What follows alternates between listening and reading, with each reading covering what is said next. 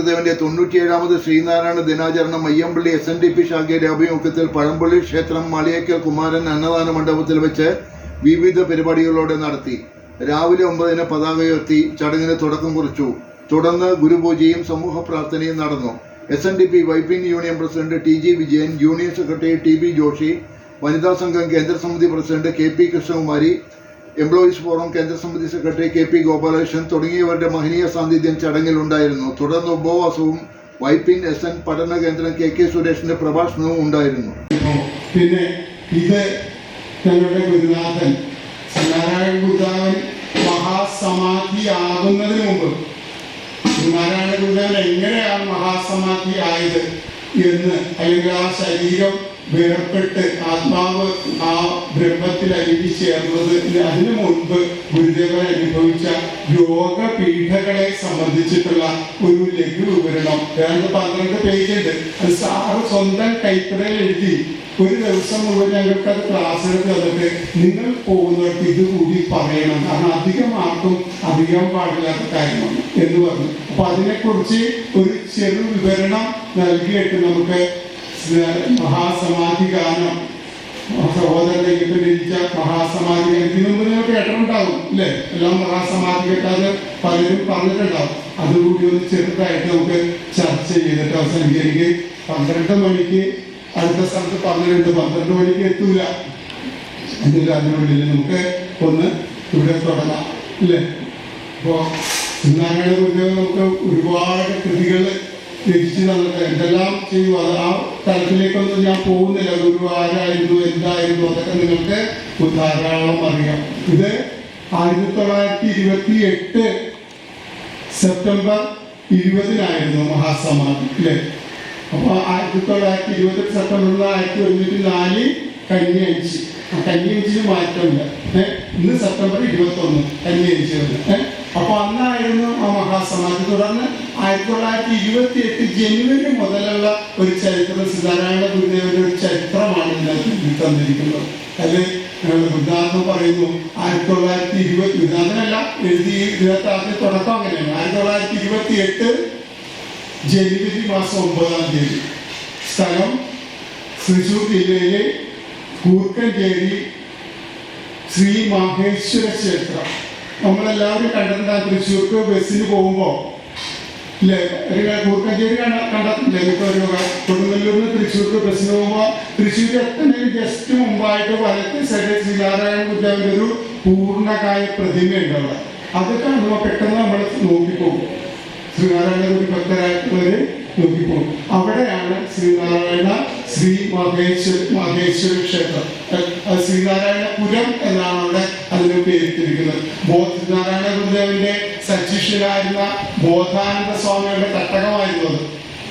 അവിടെ കൊച്ചിൻ ബാങ്കേഴ്സ്, അതുപോലെ ശ്രീനാരായണ അദ്വൈതാശ്രമം എന്നീ സ്ഥാപനങ്ങളൊക്കെ സ്ഥാപിച്ച് എല്ലാവരും തന്നെ ഏതാണ്ട് തൃശ്ശൂർ നിവാസികളെല്ലാം തന്നെ ശ്രീനാരായണ ഭക്തരായി തീർന്നു. അവർക്ക് അതുകൊണ്ട് ഭൗതികമായിട്ടും ആത്മീയമായിട്ടും ഉണ്ടായിരുന്ന ഉയർച്ച അത് നമുക്ക് പറഞ്ഞറിയിക്കാൻ പറ്റാത്തതാണ്. അവിടെ 1928 ജനുവരി മാസം 9-ാം തീയതി ആ ക്ഷേത്രത്തിന്റെ തിരുമുറ്റത്ത് വലത്തുവശം കാണുന്ന പ്ലാവിന്റെ ചുവട്ടിൽ നിന്ന് എടുത്ത ഒരു ഫോട്ടോ നിങ്ങൾ എല്ലാവരും കണ്ടിട്ടുണ്ടാവും അല്ലേ? അതിനകത്ത് 11 ശിഷ്യന്മാർ, സന്യാസി ശിഷ്യന്മാരും ശ്രീനാരായണ ഗുരുദേവൻ അടുത്ത് നിൽക്കുന്ന ഒരു ഫോട്ടോ. അതിന് ഒരു ശിഷ്യൻ ഒരു ബോർഡ് കയ്യിൽ പിടിച്ചിട്ടുണ്ടാവും. ശ്രീനാരായണ ധർമ്മ സംഘം 9/1/1928 എന്ന് എഴുതിയ ഒരു ബോർഡ് മിക്കവാറും പല പടത്തിലും കണ്ടിട്ടുണ്ടാവും. അതാണ് ശ്രീനാരായണ ധർമ്മ സംഘം എന്നൊരു സംഘടനക്ക് ശ്രീനാരായണ ഗുരുദേവൻ തൃക്കരങ്ങൾ കൊണ്ട് രൂപം കൊടുത്ത ദിവസമാണ് 9/1/1928. അതിനു മുമ്പ് 25 വർഷങ്ങൾക്ക് മുമ്പ് 1903 ശ്രീനാരായണ ഗുരുദേവൻ മറ്റൊരു സംഘടനക്ക് രൂപം നൽകി. അതാണത് SNDP. 1903 ശ്രീനാരായണ ധർമ്മ പരിപാലന യോഗം. രണ്ടിലും ധർമ്മമുണ്ട് എന്ന് പറഞ്ഞ ശ്രീനാരായണ ധർമ്മത്തെ കുറിച്ചാണ് പ്രസിഡന്റ് ഇപ്പോൾ സംസാരിച്ചു പോയത്. രണ്ടിലും ധർമ്മമുണ്ട് കേട്ടോ. ശ്രീനാരായണ ധർമ്മം പ്രചരിപ്പിക്കുക എന്നുള്ളതാണ്, ശ്രീനാരായണ ധർമ്മം പരിപാലിക്കുക എന്നുള്ളതാണ്, ശ്രീനാരായണ ധർമ്മം അനുഷ്ഠിക്കുക എന്നുള്ളതാണ് നമ്മളുടെയൊക്കെ ധർമ്മം. അങ്ങനെ ധർമ്മം അനുഷ്ഠിക്കുന്നവർക്ക് ശ്രീനാരായണ ഗുരുദേവനെ ധർമ്മം അനുഷ്ഠിക്കുന്നവർക്ക് ആർക്കും ഭഗവാൻ ഒരു ദുഃഖവും വരുത്തില്ല, ഒരു കോട്ടവും സംഭവിക്കില്ല. അപ്പോ 1928 ശ്രീനാരായണ ധർമ്മ സംഘം രൂപീകരിച്ച് ജനുവരി 11 ആ സംഘം രജിസ്റ്റർ ചെയ്തതിന് ശേഷം ശ്രീനാരായണ ഗുരുദേവൻ പതിയെ കോട്ടയത്തേക്ക് യാത്ര ചെയ്തു. അവിടെ 1928 ജനുവരി 16 അന്ന് മറ്റൊരു മഹാസംഭവം. നമ്മളെല്ലാവരും ശിവഗിരി തീർത്ഥയാത്ര നടത്താറുണ്ട് അല്ലേ? ശിവഗിരി തീർത്ഥയാത്ര തീർത്ഥാടനം എന്ന് പറഞ്ഞാൽ മനസ്സിനെയും ശരീരത്തിനെയും ശുദ്ധീകരിക്കുന്നതാണ്. ആ ശിവഗിരി തീർത്ഥാടനത്തിന് അനുവാദം നൽകി ഗുരുദേവൻ കോട്ടയത്ത് നാഗമ്പട ക്ഷേത്രത്തിന്റെ തിരുമുറ്റത്തുള്ള തേന്മാവിന്റെ ചുവട്ടിൽ വിശ്രമിക്കുന്നു. ധാരാളം ഭക്തജനങ്ങൾ വന്ന് ഗുരുദേവന്റെ കാൽതൊട്ട് നമസ്കരിച്ചു പോകുന്നു. അതിനിടയിൽ അവസാനമായിട്ട് രണ്ടുപേര് നിൽക്കുന്നു. ഗുരുദേവന് നേരിട്ട് അറിയാവുന്നതാണ്, വല്ലഭശ്ശേരി ഗോവിന്ദൻ വൈദ്യനും മാലിയിൽ കിട്ടൻ റൈറ്ററും. അപ്പോ മാലിയിൽ കിട്ടൻ റൈറ്ററുടെ കയ്യിലൊരു കടലാസും പേനയൊക്കെ ഉണ്ട്, എന്തൊക്കെ കുത്തിക്കുറിച്ച് വന്നു. അപ്പൊ ഗുരുദേവൻ ചോദിക്കുന്നു, എന്താ വൈദ്യരെ? അപ്പൊ വൈദ്യര് പറയുന്നു, റൈറ്റർക്ക് എന്തോ പറയാനുണ്ട്. എന്താണ് പറയാനുള്ളത്? തീർത്ഥാടനമോ? അതെ, ശിവഗിരി തീർത്ഥാടനം. ഗുരുദേവൻ ചിരിച്ചു, സന്തോഷമായി. അപ്പോ തീർത്ഥാടനത്തിന്റെ കാര്യങ്ങളൊക്കെ പറഞ്ഞു കഴിഞ്ഞു. അവസാനം ഗുരുദേവൻ ചോദിച്ചൊരു ചോദ്യമുണ്ട് അല്ലേ? ചേച്ചി ഉറങ്ങിപ്പോയി, പാവം ചേച്ചി എഴുത്തണ്ടായിരുന്നു. കാരണം എന്റെ നിങ്ങൾ ഇറങ്ങിപ്പോകുമ്പോ എന്റെ വിചാരം ഞാൻ പറയുന്നത് ഇട്ടാണ്.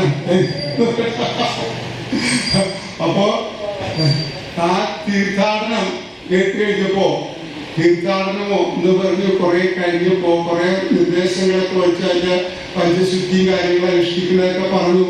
അവസാനം ഗുരുദേവൻ പറഞ്ഞു, വസ്ത്രം മഞ്ഞായിരിക്കുന്നതൊക്കെ പറഞ്ഞ് ചോദിച്ചു, ഈ തീർത്ഥാടനത്തിന് എന്തെങ്കിലും ലക്ഷ്യം വേണ്ടതെന്ന് ചോദിച്ചു അല്ലേ?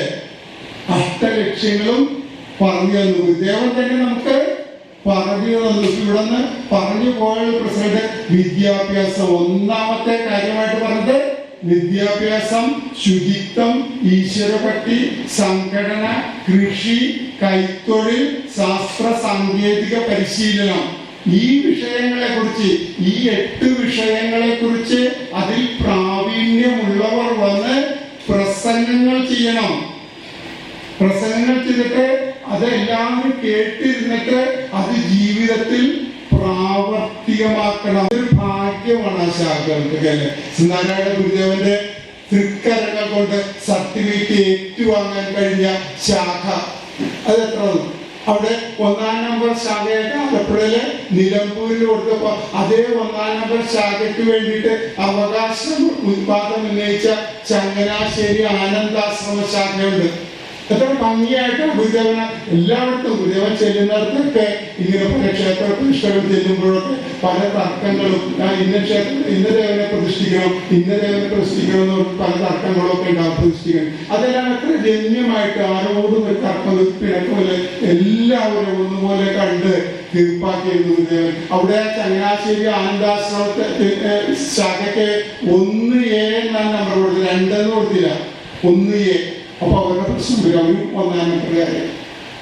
അങ്ങനെ ജനുവരി 18 കഴിഞ്ഞ് പിന്നെ അവിടെ നിന്ന് ശ്രീനാരായണ ഗുരുദേവൻ പോകുന്നത് വൈക്കം വെല്ലൂർ മഠത്തിലേക്കാണ്. വൈക്കം വെല്ലൂർ മഠം എന്ന് പറഞ്ഞാൽ വൈക്കം സത്യാഗ്രഹത്തൊക്കെ നിങ്ങൾ കേട്ടിട്ടുണ്ടാവും. വൈക്കം സത്യാഗ്രഹം ഇതിന് ക്ഷേത്രത്തിൽ പ്രവേശിക്കാൻ വേണ്ടി ആയിരുന്നില്ല, താഴെയാധികാരിക്ക് ക്ഷേത്രത്തിൽ പ്രവേശിക്കാൻ വേണ്ടി ആയിരുന്നില്ല, സത്യാഗ്രഹം ആയിരുന്നില്ല. അത് ക്ഷേത്രത്തിന് ചുറ്റുമുള്ള സർക്കാർ റോഡിലൂടെ ഇടവരാതി പിന്നോക്ക ജാതിക്കാർക്ക് നടക്കുവാനുള്ള സ്വാതന്ത്ര്യത്തിന് വേണ്ടി, വഴി നടക്കാനുള്ള സ്വാതന്ത്ര്യത്തിന് വേണ്ടിയായിരുന്നു. അവിടെ തീണ്ടാപ്പലൊക്കെ വെച്ചിട്ടുണ്ട്, ഇന്ന വരെ താഴ്ന്നജാതിക്കാർക്ക് ചെല്ലാൻ പാടുള്ളൂ. അതിനു വേണ്ടിയുള്ള ആ സമരത്തിൽ പങ്കെടുക്കുന്ന